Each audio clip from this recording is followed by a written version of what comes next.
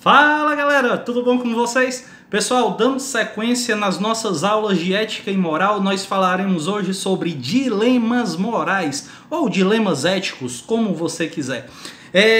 Nesse ponto, eu só tenho que relembrar para vocês um pouco do que a gente tem visto até agora. É essa dimensão dos valores, da moral e da ética. Os valores, eles surgem na sociedade como uma espécie de norte, como se fossem uma bússola, em que a sociedade, assim como os valores morais, elas vão nos dando indicativos de como nós vamos nos comportar em sociedade, através do nosso convívio social. Nós possuímos regras essas dadas pelo nosso convívio, pela convivência com o outro, e essas regras vão fazer com que a gente saiba se relacionar com cada um deles. Mas perceba, as regras morais ou os valores morais são justamente os regramentos que são dados pela cultura, pela sociedade, pela religião, que nos dão formas de comportamento.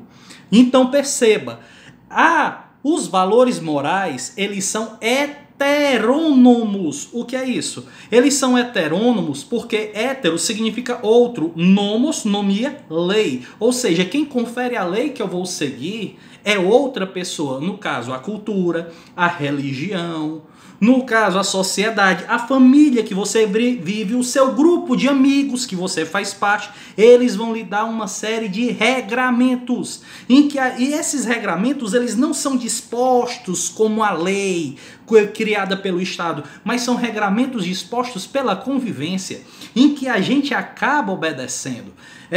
E a ética, ela se distingue da moral, por quê? Porque a ética ela é reflexiva. A ética ela não é como a moral heterônoma, mas a ética ela é autônoma, ou seja, ela surge da minha capacidade de pensar, de refletir, de criar uma abstração em cima daquilo que nós estamos vivendo.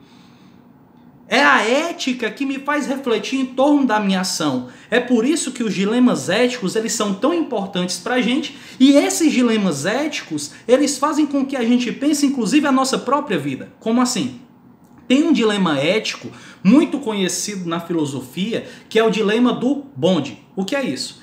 Imagine só que você está num bonde e esse bonde ele está andando num trilho.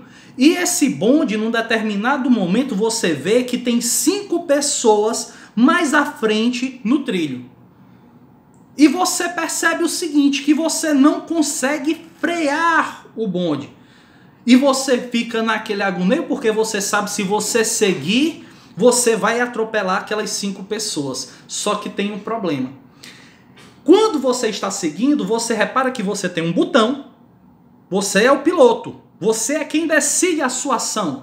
Você percebe que tem um botão e é esse botão que faz com que o bonde ele se desloque para outro trilho, só que nesse outro trilho tem uma pessoa. Aí cabe a você decidir se você segue o caminho normal que o bonde ele iria seguir e mata 5 pessoas, ou você segue pelo caminho diferente e mata uma. Por que esse dilema ele é interessante? Porque ele coloca justamente um valor no quantitativo. Ele coloca um valor em cima da salvação. Será que eu salvo 5 em detrimento de uma? Mas juntamente com essa sua decisão tem alguns questionamentos. Será que aquela vida ela é inferior àquelas 5? Será que valeria a pena salvar as 5 em detrimento de uma? Será que aquela uma ela também não teria direito a viver? Será que ela não teria direito a ter uma vida? Por que é que eu trago o dilema do bonde para vocês refletirem nesse momento? Eu trago o dilema do bonde justamente porque é esse dilema que a Itália passou no auge da sua pandemia. Como assim? Chegou no momento que a Itália ela não tinha respiradores suficientes para todos. Na época em que a pandemia lá do Covid estava em alta. Então o que foi que os médicos, o sistema de saúde teve que escolher? Quem seriam as pessoas que teriam acesso àqueles respiradores? Veja só, aquele dilema de quem decide, em torno de quem vive, ou quem morre, é o dilema presente hoje também. Foi o dilema presente lá na Itália. E é o dilema que nós enfrentamos todos os nossos dias, quando nós escolhemos as nossas ações, quando nós escolhemos as nossas ações de acordo com os valores que nós temos. Agora perceba, na Itália, os médicos, eles decidiram, o sistema de saúde, ele decidiu por ofertar aqueles respiradores para os mais jovens, para aquelas pessoas que tinham mais chance de vida. Veja só, a própria escolha deles possui uma motivação. É motivada, tem uma justificativa racional, uma justificativa lógica. E dentro dessa justificativa é que a gente pode questionar.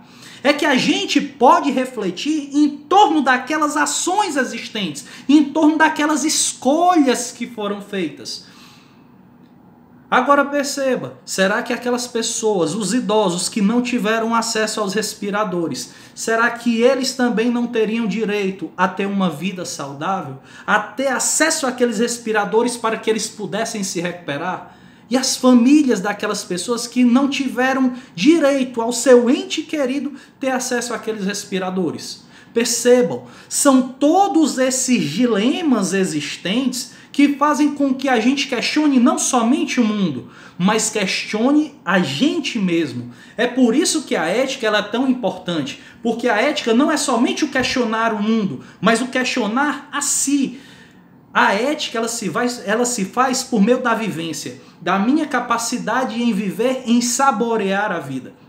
É interessante esse nome saborear, porque no italiano, sapore, o sabor, ele tem na origem latina a mesma raiz. Tanto sabor como saber. Ou seja, a sabedoria se dá por meio dessa experiência com o mundo. Se dá por meio dessa vivência, da capacidade em se relacionar. Aí você pode me perguntar, qual dos dois estavam certos nesse dilema do bonde? Não sei. E nem mesmo você sabe, mas cada um de nós tem as nossas escolhas. Cada um de nós tem as nossas escolhas, tem as nossas motivações. E veja, essas motivações que nós temos no nosso dia a dia, elas impactam de alguma forma na vida do outro. Desde o momento que você acorda, as suas escolhas elas impactam sobre a vida do outro. Se você disser, se você, o motorista do bonde da sua vida, num determinado momento escolhe, eu vou deixar o caminho, eu vou deixar o bonde seguir o caminho normal dele. Quando você se abstém, você faz naquele momento também uma escolha. E é aquela escolha que vai demonstrar quem você é. Porque a gente é compreendido por meio das nossas ações, as nossas manifestações no mundo. Não se esqueça, a filosofia, a ética consiste justamente nisso. Não somente em ver o norte, não somente em observar os valores, mas questionar. E ao questionar esses valores, você questiona você mesmo. Você questiona a sua vida, a sua realidade e as suas próprias ações. E é por meio desse questionamento em que a gente pode se tornar melhor. É através desse questionamento que a gente pode se tornar mais humano. Beleza? Abraço, pessoal!